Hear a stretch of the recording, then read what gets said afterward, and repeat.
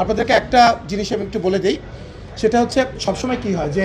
গণমাধ্যম কর্মী আপনারা আমাদেরকে সবসময় সাপোর্ট দেন,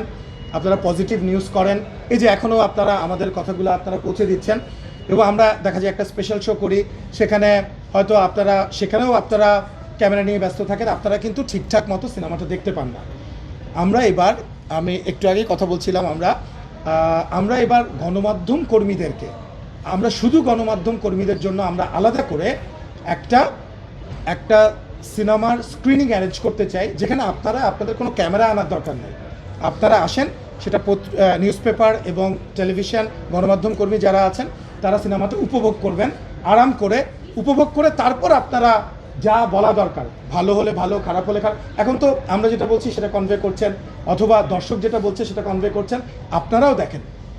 সো আপনাদেরকে আমরা ইনভাইট করতে চাই, আমরা ডেট জানিয়ে দিব, আপনাদের কোনো ক্যামেরা আনার দরকার নেই, আপনারা বসে সিনেমাটা উপভোগ করে তারপরে আপনাদের মতামত আপনারা সারা বাংলাদেশের মানুষকে জানিয়ে দেবেন।